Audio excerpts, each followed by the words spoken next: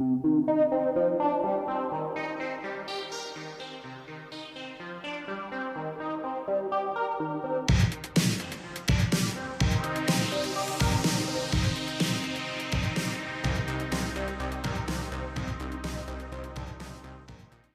everyone, and welcome to episode 10 of the WatchRolling.com podcast, a veteran-owned podcast that focuses on watch collecting with the goal of helping veterans.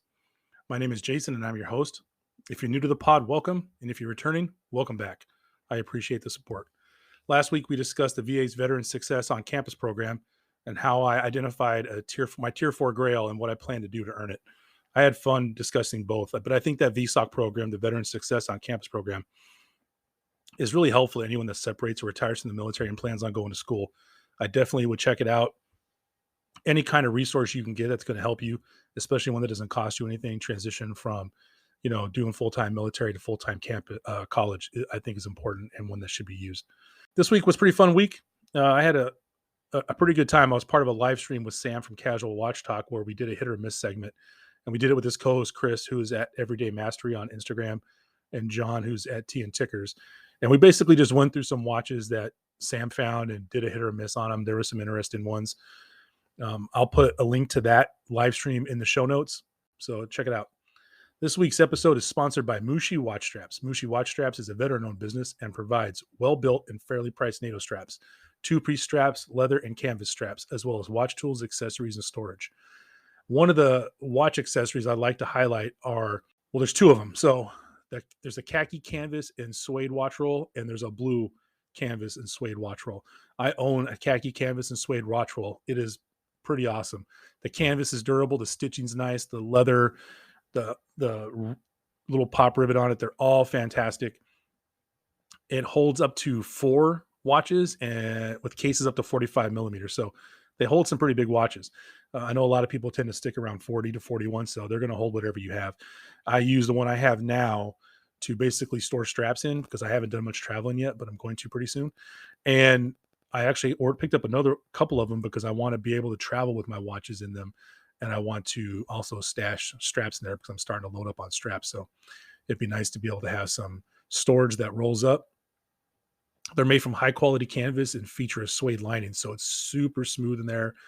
They're going to protect your watches, and they're just nice. And they have a cool, if I'm being honest, rustic look to them. So check them out. The khaki canvas and blue canvas and suede watch rolls on MushiWatchStraps.com. And don't forget to use code VET10, Victor Echo Tango 10 at checkout for 10% off your entire order. I'll include the link to Mushi Watch Straps as always in the show notes, and they can be found at www.MushiWatchStraps.com. And that's MUSHI watchstraps.com. So this week, we're going to discuss the Veterans Readiness and Employment programs, and there's a bunch of them. I know that we discussed the VSOC one last week, but when I was doing the research, there's a bunch more, and these have to do with accommodations and all kinds of stuff. So I'm gonna discuss those because they're pretty important. And because to me, if I can help anyone find work or help someone find anything that helps them get to work, then it's gonna be one of my goals all the time. And then I'm going to discuss 5 content creators that I really enjoy watching. And, these are content creators that the majority of them are watch people. 2 that really aren't, but I can kind of align it with watch collecting. It'll make sense in a minute, but we'll get to that, right? So this week for those of you not familiar, this was formerly known as the VOC Rehab and Employment Service Program. And what the overall goal of the program is to help with job training, identify and incorporate employment accommodations, help with some resume development, some job seeking skills coaching, and then for other services that are available to veterans and service members are if they're interested in starting their own business or they need some independent living services for those who are severely disabled or unable to work in traditional employment. So there's slightly different eligibility criteria for each one. So I'm just going to link the overall eligibility requirement stuff for VOC. It's still listed as VOC Rehab in the link titles, but now it's called Veterans. We're going to knock out the tracks. There's 5 tracks. I think the tracks are pretty cool. The first track we're going to talk about is the VR&E reemployment track. As a veteran, you're protected under the Uniformed Services Employment and Reemployment's Right Act, right? USERRA is the acronym. That means you can't be disadvantaged in your civilian career because of your service, right? So technically, let's some say someone's a reservist and they have to leave their regular job and go serve, and something happens and they come back disabled. Um, the employer just can't like get rid of their job, and B, if they have to make an accommodation for the veteran that comes back, he or she just can't be canned because the company doesn't want to make the accommodation, right? So to paraphrase this one, it means, what kind of benefits do you get? Well, you get help with the process of returning to the job you had before you deployed. And in this instance, having an employment handicap means, your service connected disability limits your ability to prepare for, obtain, or maintain suitable employment, right? So they just want to help make sure that a job doesn't make your disability worse. They want to help you be stable, and they want to make sure that the job matches your abilities, aptitudes, and interest, right? Because let's be honest about it, just because you come back physically damaged doesn't mean that you don't still have the aptitude to do the job you were doing before, right? If you have it, you should be afforded every right to continue to do that job. So that's the reemployment track. And like with all the tracks, I'll put those links in the show notes. So the next one is rapid access to employment track. I like this one a little bit. So if you want to follow an employment path that uses your existing skill set, well, then the rapid access to employment track can help you with your job search. They offer counseling. The kind of benefits you can get from this are tools to help you with your job search, professional or vocational counseling, help with writing your resume and preparing for interviews, and help determining if you're eligible for veterans preference. Let's just say it's a job that you're interested in doing and you've done some schooling before then or something like that, and it lines you up, but you don't really know how to go about meeting people in that field or speaking the lingo of that field. So maybe this professional vocational counseling can help you do that. Help with writing your resume and preparing for interviews. Now, this is huge. A lot of people, don't like to write their resume or don't like to write. And because of that, they have a hard time writing their resume. It is something that you should learn, but getting some help with it can help you groom that resume to speak the language that your employer speaks. So you make sure you have the right stuff in there. A lot of times it's as simple as making sure that your resume matches, the verbiage in the job posting, but sometimes it can be more than that. And then preparing for interviews. A lot of times, a lot of the feedback I get in my experience has been is that in real civilian jobs, like maybe not government affiliated, the military verbiage we use doesn't always line up. So that could be something helping to prepare you for interviews, not be nervous, have the right clothes on, go in with the right attitude, and be able to speak to the job that you want to have. And then they're also going to help determine if you're eligible for veterans preference. Now that's primarily for government jobs based on disability levels will determine a certain amount of points you get towards an overall score to get hired. So that's its whole other thing. If that's something that people would like to learn about, then leave some comments on the podcast or leave comments on the blog and I will cover it for you. So the next one is the self-employment track. Now this one's pretty cool only because I know a bunch of people who are really interested in starting their own businesses once they get out of the military. It's simply as simple as not wanting to have someone be your boss. Uh, I know plenty of people that when they get out, they separate or retire, they just don't want to answer to anybody other than themselves anymore. And I'm all for that if that's what you want to do. I think it's pretty exciting. So if you're a service member, with a service connected disability or an employment barrier, but you have strong desire, skills, and drive to run a successful business, you might be interested in this program. And that's exactly what the VA says. What kind of benefits do you get with this? Well, you get coordination services and help with developing a proposed business plan. I've talked to a lot of people that have opened their own businesses, and I've talked to people who didn't have a business plan and people that did have a business plan. And, I'm not saying that some people that didn't have one weren't successful, but the people that have a proposed and developed business plan tend to be able to fix problems quicker in my experience of what I've seen because they have everything laid out right. Now, if something doesn't go right, they can always backtrack or go forward. They can modify. They have everything kind of coherently written down. So to be able to get help with the proposed business plan is pretty cool. They're going to help you analyzing your business concept. I think that's cool. To have some experienced business people look at your concept and say, hey, maybe you should tweak this way, or maybe you should tweak that way. That could be pretty valuable. I think I would need that. I think I would want that if I did that. So that's one thing. They'll help with some training in small business operations, marketing, and finances. How do you operate a business? I think a lot of times people don't think about this. Like, how do you operate your day-to-day business? Marketing. How do you get the word out there? How do you advertise yourself? What image are you trying to put off? Who are you trying to attract? And then finances, right? So how much money's going in? How much money's going out? And And one small note, I always recommend this. If you're a veteran or anyone really, I hear a lot of people say, well, college isn't my thing. And I get that. But I tell people, if you have the GI Bill, at least take a couple of business classes, especially the accounting or financing stuff. Like if you want to be a mechanic, I'm all for it. Learn enough business to where you don't get shafted by someone else who's trying to go into business with you, or your business doesn't fail because you didn't understand how to, basically track your books. That's the one thing I've seen, and it makes me sad because a lot of times people are great at what they do, but their inability to take care of their finances for their business causes their business to fall. And every little tool you can get can help. So if you can suck up a couple college classes to get that, or maybe some kind of certification for that, that can help you too. And then lastly, they'll give you some guidance in getting the right resources to implement your business plan, right? So maybe you want to start a restaurant or a food business and you don't know really where to go to get equipment for that. They can give you some guidance. That's just one example. I don't know if they do it specifically for kitchens, but that was just the first thing that popped in my head. Okay.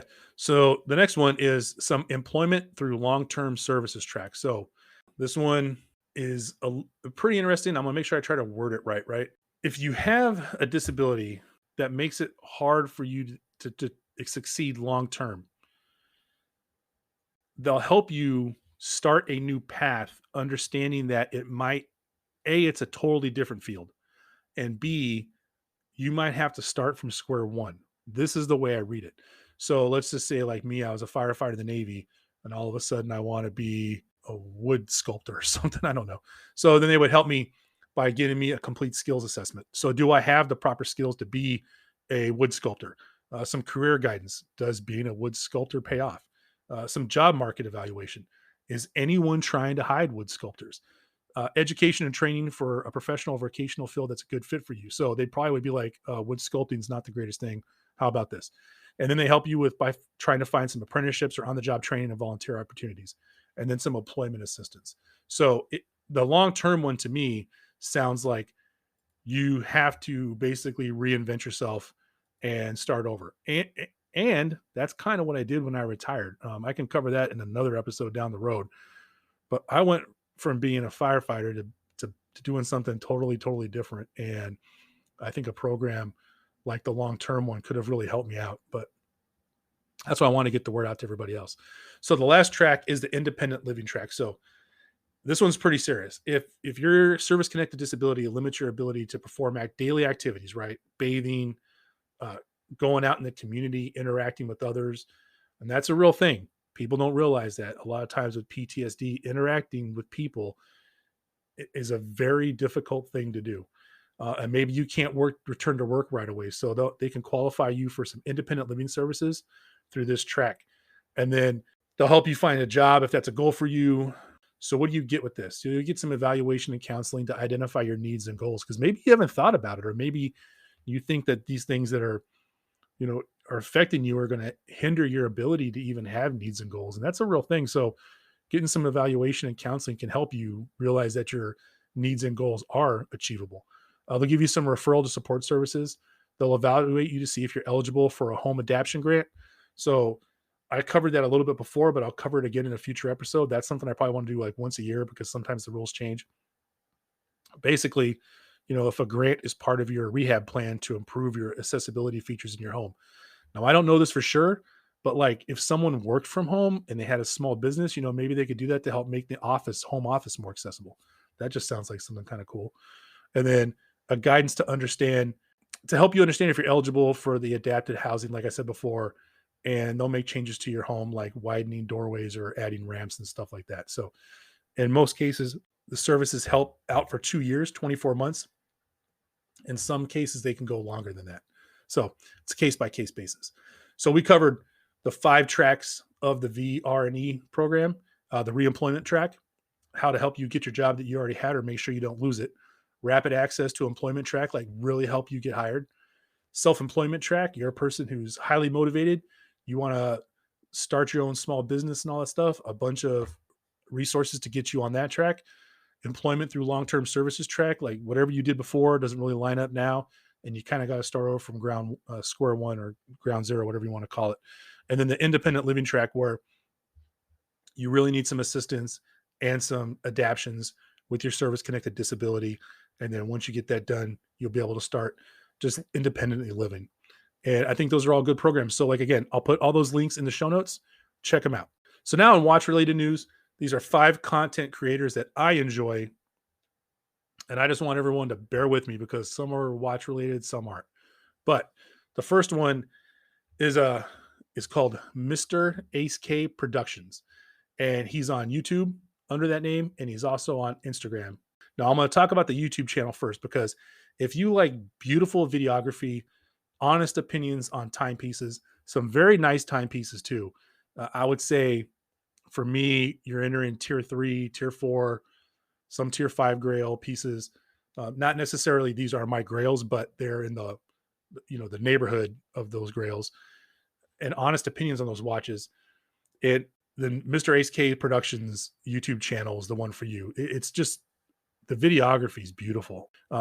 Does a great job breaking down the watches, being honest in their opinion. There's always some positives, there's always some negatives or some room to improve.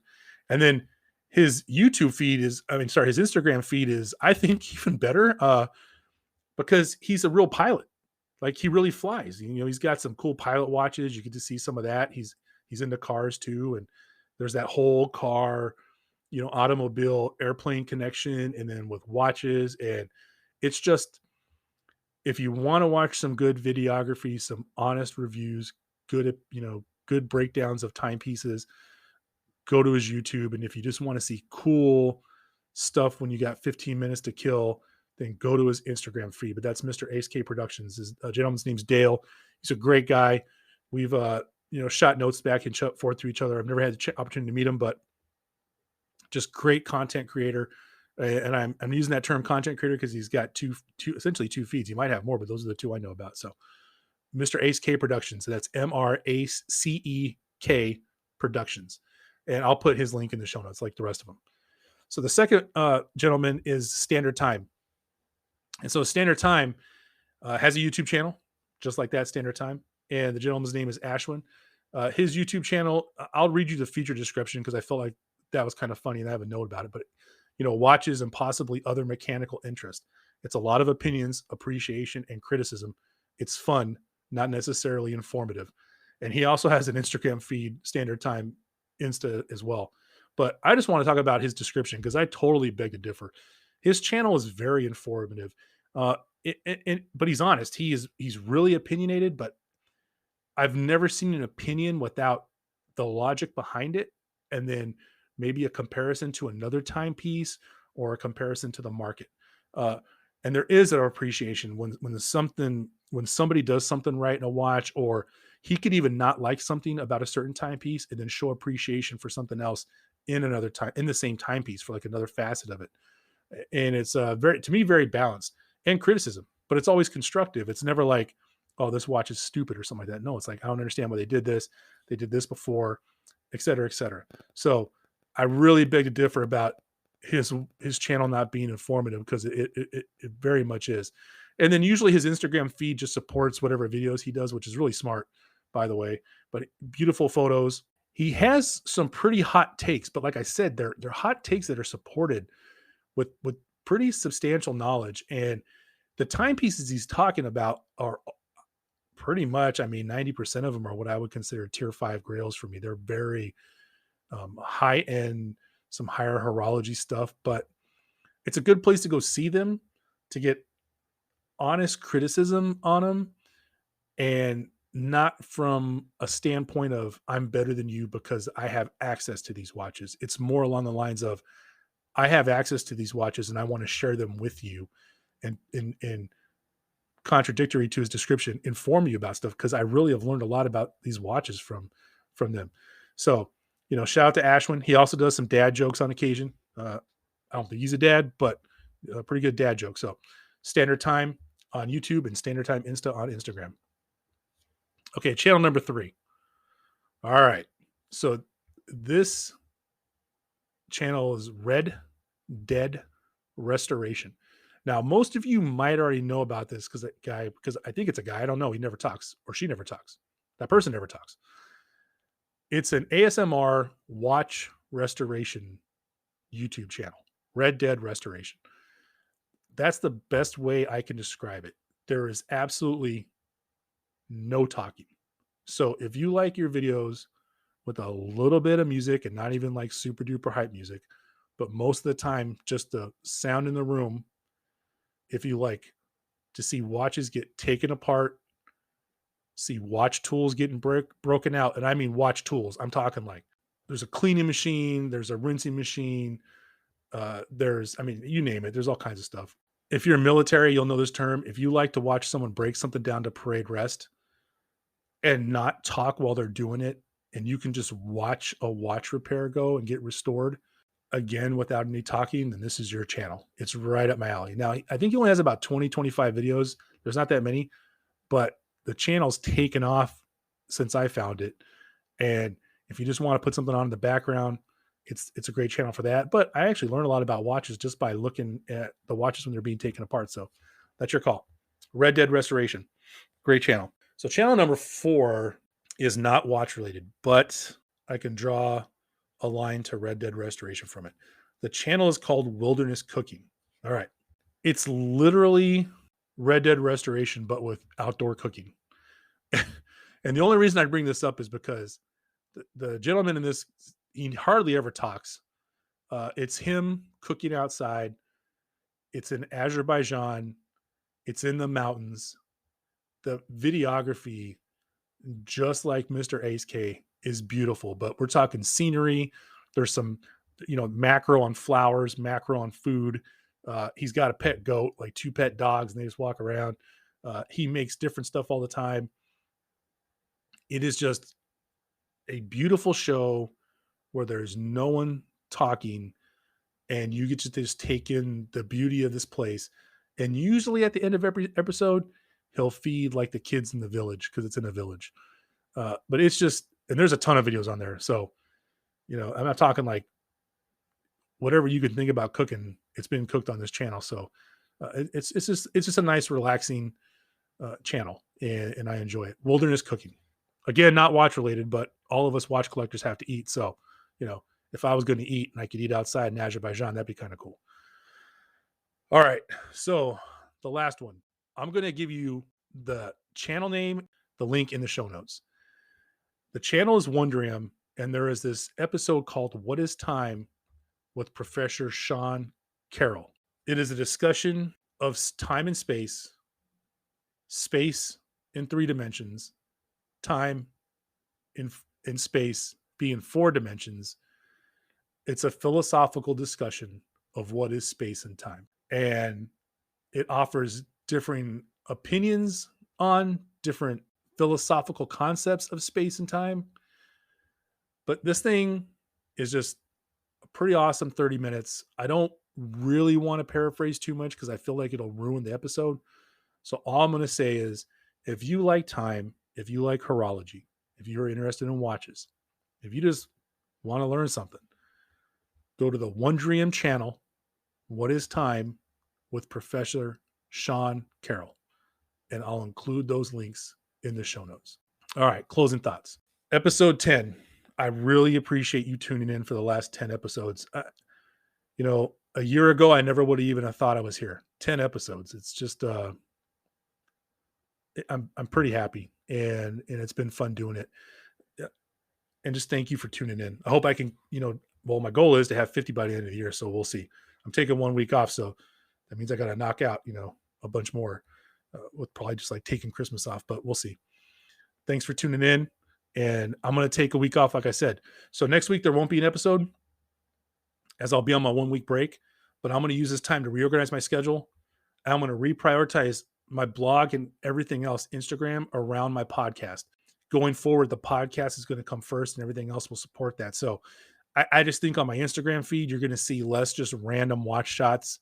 I plan now on doing a post on Instagram to support the pod episode that gets, I know Instagram is kind of funny with putting links and stuff. So I'm going to organize it to where I can provide the links sooner for the VA for the veteran sections of the podcast. So just look out for that. But everything's going to be centered around the podcast. That's going to come first, and everything else will support that, because there are interviews I want to get done. There are some veteran things I want to do with people. And if I'm just dorking around on Instagram too much or anything else, I'm cutting into that time. So I want to be able to provide the best content I can. And so this week's positive affirmation, I'll leave you this one for 1 week. It's about taking time off to regroup, recalibrate, or simply relax. I'm pretty sure most of us are busy. I'm pretty sure most of us have stuff that you know, we're juggling. And if we stop, there's a chance, one of those balls is going to drop and something bad's going to happen or we're going to miss something.